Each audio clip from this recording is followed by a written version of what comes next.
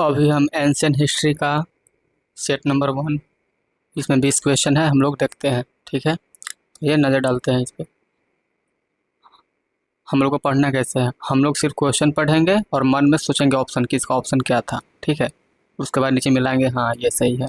तो आइए देखते हैं, लोथल नामक स्थान पर किसका जहाजी मार्ग घाट था। इस सिंधु घाटी सभ्यता का था, ना कि किसी और का।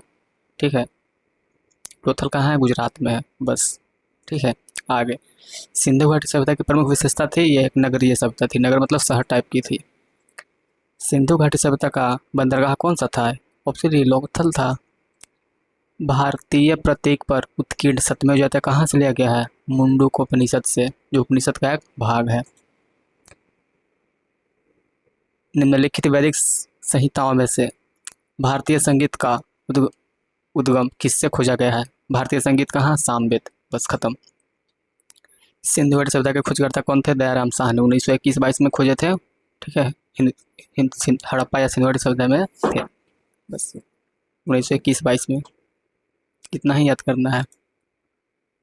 विशाल स्नागार कहाँ मिला है? मोहनजोदड़ो में। एगो मूवी आई थी, किसका था वो मूवी? ये मूवी था ऋतिक रोशन की। उसमें इसका जो है मोहनजोदड़ो मूवी था, उसे याद रख सकते हैं कि मोहनजोदड़ो जो ये क्या बोलते हैं, जो एक्टर क्या है, ऋतिक रोशन। ऋतिक रोशन जो है वो एक हैंडसम है, जो विशाल स्नानगार में स्नान किए थे उस मूवी में, वहाँ से आप रिलेट करके याद कर सकते हैं। ठीक है, आगे बढ़ते हैं।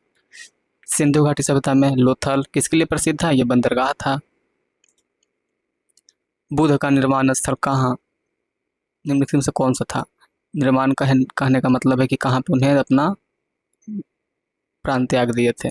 80 वर्ष की अवस्था में कुशीनगर में जो है उत्तर प्रदेश में प्राण त्यागे थे। उनको कहा जाता है महापरिनिर्वाण। ठीक है, बस ऐसे ही पढ़ना है।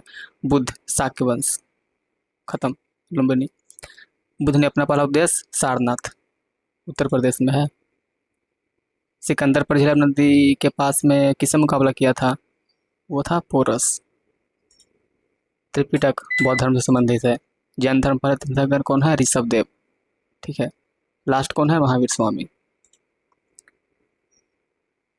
78 AD में कौन थे? कनिष्क, जो एक जो कनिष्क जो चतुर्थ बौद्ध संगति करवाए थे, वही है ये। 78 AD में प्रारंभ होने वाले शक संवत का संस्थापक थे कौन? कनिष्क थे।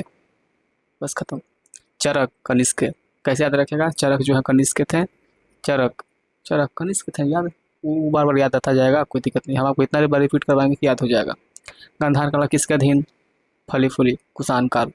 गांधार कला कुछ नागर शैली, गांधार शैली, वो शैली होता है, कला होता है। तो गांधार कला क्या होता है? तो यहाँ पे बताया गया है गांधार कला क्या थी। तो गांधार कला प्राचीन भारतीय प्रसिद्ध कला शैली थी, जो विशेष रूप से बुद्ध की मूर्तियों और बौद्ध धर्म से संबंधित कला के लिए जानी जाती थी। यह कला मुख्य रूप से 1ली शताब्दी ईसा पूर्व से 5वीं शताब्दी ईसा पूर्व तक फूली फली थी, जो कनिष्क के शासनकाल में फैली थी। ठीक है, कुषाण काल, कनिष्क। ठीक है, अब आगे बढ़ते हैं। 18 बौद्ध धर्म का संरक्षण कुषाण शासक कौन था? कनिष्क, जो चौथी बौद्ध संगति करवाया था, जो 2 भाग में बट गया था, हीनयान और महायान में। बस आगे। गुप्त युग का प्रवर्तक कौन था? श्री गुप्त, यानी कि प्रवर्तक बोलते संस्थापक कौन था? श्री गुप्त था। उसका उत्तराधिकारी कौन था दूसरे नंबर पे? घटोत्कच। राजा हर्षवर्धन के दरबारी कवि कौन थे? वानभट्ट। वानभट्ट की 2 पुस्तक है, कई सारा पुस्तक है, लेकिन उसमें से कुछ है कादम्बरी, हर्षचरित्र। ये दोनों इम्पोर्टेंट बुक है, कादम्बरी और हर्षचरित्र। कादम्बरी और हर्षचरित्र, इसको याद कैसे करेंगे, इसको कैसे याद रखेंगे? तो राजा हर्षवर्धन के दरबारी कवि कौन थे? वानभट्ट। कैसे? हर्षवर्धन, वर्धन बोले तो वध, वध बोले तो बाण से वध होगा, बाण यानी कि तीर बाण। तो हर्षवर्धन बाणभट्ट। बाणभट्ट की 2 कृतियां हैं, यानी पुस्तक है। हर्षचरित्र, हर्षचरित्र हर्षवर्धन रिलेट कर रहा है, याद हो जाएगा। और एक उपन्यास भी है कादम्बरी। कादम्बरी से याद रखो कि भगवान राम को एक किसी ने बैर खिलाए थे, बैर। बरी, बैरी मतलब बैर होता है, कादम्बरी, बैर, बस कादम्बरी। तो ये था हमारा 20 क्वेश्चन। आप लोग को अच्छा लगेगा तो कमेंट कीजिएगा, ठीक है, लाइक कीजिएगा, और हमें बताइएगा किस टॉपिक पे वीडियो बना। बस ऐसे ही हम लोग पढ़ते हैं, और पढ़ते पढ़ते हमने सोचा क्यों ना आपके साथ भी पढ़ा जाए, इसलिए हम लोग वीडियो बनाए। ठीक है, मिलते हैं नेक्स्ट वीडियो में। Thank you.